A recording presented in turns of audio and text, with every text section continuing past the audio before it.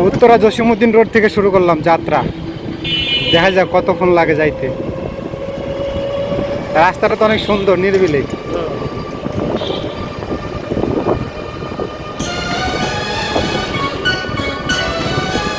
শান্তশিষ্ট একবার ঠান্ডা রাস্তাটা, জসিমউদ্দিন রোড।